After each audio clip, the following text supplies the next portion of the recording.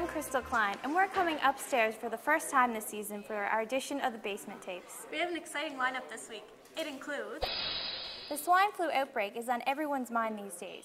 We take a look at what athletes are doing to avoid getting tackled by the bug. An Acadian superhero makes his big screen debut at the International French Film Festival in Moncton. Ça c'est cool. Finally, a story to die for. We're seeing all colors as we look at hair dye. Universities across the country are bracing for the swine flu. For sports teams, it's an added challenge. Having a number of players out sick could cost them the season. Jason Cassidy has more on this story. Athletes share more than just team spirit. They also share germs. For months, they worked together in close quarters to perfect their performance. They exchanged the use of water bottles, towels, and other equipment regularly. This puts teams at a greater risk of catching the H1N1 virus and having it spread rapidly. Dr. Graham Young specializes in sports medicine. The implication for groups, specifically sports teams, would be that this flu may be a little bit more of an infection risk than other flus have been. Teams at St. Thomas University are being very proactive. They're washing their gear more, replacing water bottles, and encouraging the use of hand sanitizers. Chris Bourdouin is the athletic therapist for the men's hockey team. Because yes, that we spend a lot of time together, and so that you don't want to be the guy that takes down the team because you were a little careless or a little reckless and stuff like that. So the H1N1 virus has yet to surpass the number of deaths as the standard flu shot caused last year. But it has the potential to multiply quickly. Dr. Young says that all people in the high-risk categories should plan on getting the H1N1 immunization shot in addition to the standard flu shot. But women's volleyball player Kelsey Knowles isn't sure the flu shot is for her. No, I really don't think I will be. I'll just drink lots of water and make sure that I stay healthy, keep eating the same way as I always do. I've been a pretty healthy person up till now, so wash your hands and keep going, I guess. The immunization will cost the provincial government more than $17 million of taxpayers' money. They are expected to arrive in the next 3 to 4 weeks and will be free for all New Brunswickers. But until they arrive, sports teams will need to take every precaution necessary in order to prevent a costly bug. It's expected that athletes will be the first in line to roll up their sleeves. For STU Journalism, I'm Jason Cassidy. The decision to move the Acadian bus line terminal has gotten a lot of criticism. Starting October 1st, people have to travel to the outskirts of Fredericton to take the bus. Danny Carson has the story. The Acadian bus terminal will have a new home on October the 1st. Many students rely on the downtown terminal to get from school to home. Nick Roy Richard is one of these students. He's not happy with the news that the terminal is moving from its downtown location. This is pretty inconvenient for me because I take the bus when I go home all the time, you know, Thanksgiving and the holidays and stuff like that. And knowing that there's no transit bus going out there, I'm going to have to waste more money since I'm buying a ticket and then I have to get a cab ride out there. I'm not going to walk with my luggage on my back and everything like that. I think it's pretty outrageous. The terminal will move to this temporary location on Hubbard Road. Hubbard is off Wilsey in the northern end of the Vanier Industrial Park. It is around a half-an-hour drive from its location on the corner of King and Regent Street. This will be the terminal's home until further official notice. Acadian has received a rezoning approval for a new site on the other side of the city. This is the rumored location for the new bus terminal. It's off Hemel Road onto Woodside Lane. Students are saying this is a fairly inconvenient location as no Fredericton bus transit runs out here, and a cab drive to campus is about $10.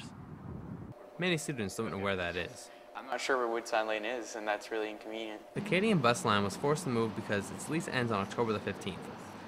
The building owner said they wanted to build a parking garage in the terminal's place. The move has met with a lot of protest. There's a Facebook group with almost 400 members opposing the new location as well as an online petition. The company said they prefer to stay downtown, but there is no suitable locations. Another issue surrounding this move is how it will affect the workers who work at the terminal. According to a CBC article, the workers said they were fine with the move, but when we were asked them to comment on it, they said they couldn't due to company policy. While the permanent location is not yet known, the only thing for certain is that it will be moving from here on October 1st. I'm Danny Carson, STU Journalism, Fredericton. School is back, and students have a lot to learn in the classroom. But for some, the hardest lesson will be how to manage their money. Vanessa Trindade has the report.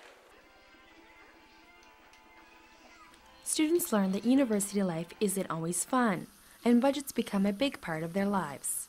Students learn quickly that they have to find ways to cut down their expenses. Usually we drink in-house rather than going to the bar and drinking. And then we go out on student nights rather than regular nights. And I save money by not going out for supper. And I never go to the car wash. I always wash my car in my driveway instead of going to pay for the car wash. For some, the changes are more drastic, like university student Sarah Caldwell. Last year I really didn't have a roommate, so paying bills was a little tight. I always made it, but it was really, really stressful. But this year, thanks to Andrew, it's a lot easier. I can't have people over as often as I used to, or as late as I used to. Caldwell does admit that the changes are not all bad.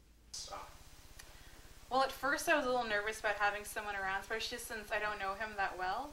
But so far things are pretty good, you know. I mean, the dishes get done more often than they used to, that's for sure. Apartment's a lot neater. Before I didn't have anyone to live with, so I just threw my stuff everywhere. I really didn't care, but now that there's someone living here, I'm more conscious about that. And it's nice having someone to talk to. Actually, I think he likes the bongo playing. He hasn't really complained yet, so. Some easy ways students are saving money is recycling used bottles and unplugging electronics that are not being used, and buying more no-name brands. University student Sarah Trindade has made similar changes to her lifestyle. I save money by recycling my cans and my bottles. Instead of going to a gym and paying all that money per month, I just go for walks, run, and use yoga balls at home. However, there are still expenses that do become unavoidable. Doing laundry every week, the cost of paying for laundry at $125 per load to wash and then to dry, instead of just doing it at home where it's free. Cooking all the time for yourself, going groceries, not having a car and having to walk home with groceries.